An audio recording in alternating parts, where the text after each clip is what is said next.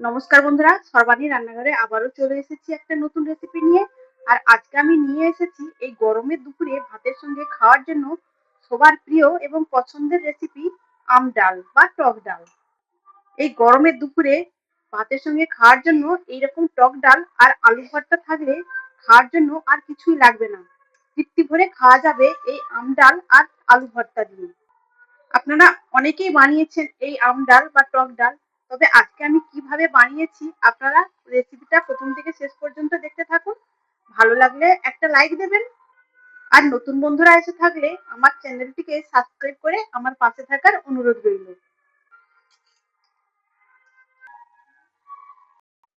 আজকে রেসিপির জন্য প্রথমেই যেটা নিতে হবে সেটা হলো একটা কাঁচা আম। আর আজকে আমি নিয়েছি একটা মিডিয়াম সাইজের কাঁচা আম।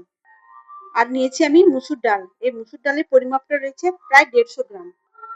তবে আপনারা যে কোনো ডাল দিয়েই করতে পারেন, মুগের ডাল কিংবা খেসারির ডাল বা ছোলার ডাল। তবে আজকে আমি মুসুর ডাল দিয়ে রেসিপিটা বানাবো।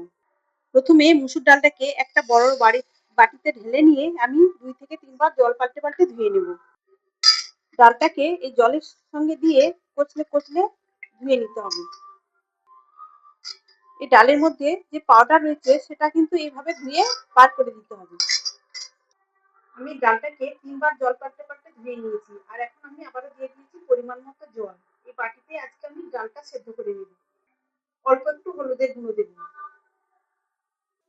এখন ডালটা সেদ্ধ হওয়ার জন্য গ্যাস অন করে বসিয়ে দেব। ডালটাকে সেদ্ধ হওয়ার জন্য বসিয়ে দিয়েছি। এখন এই ডালটাকে প্রায় 70% এর মতো সেদ্ধ করে নিতে হবে।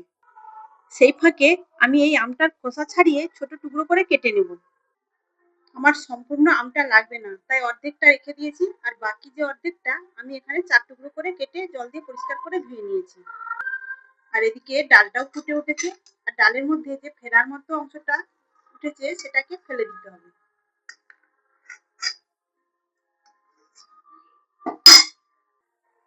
গ্যাসের ফ্লেমটাকে লো টু মিডিয়ামে রেখে আমি ডালটাকে সেদ্ধ করে নেব। আর এই মুসুর ডাল যেহেতু, তাই সেদ্ধ হতে খুব বেশি সময় লাগবে না। ঢাকা চাপা দিয়ে সেদ্ধ করে নিলেও হয়, কিন্তু উতরে যাওয়ার সম্ভাবনা থাকবে।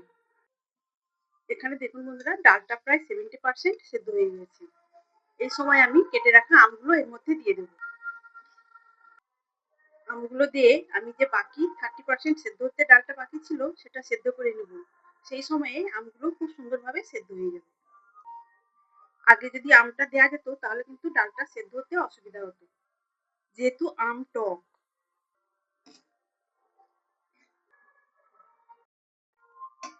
এখানে দেখুন বন্ধুরা, ডাল আর আমটা খুব সুন্দরভাবে সেদ্ধ হয়ে গেছে।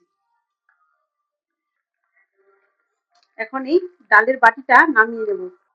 তবে নামিয়ে নেওয়ার আগে আবারও একটু দিয়ে দেবো জল। তবে জলটা গরম করে নিয়েছি।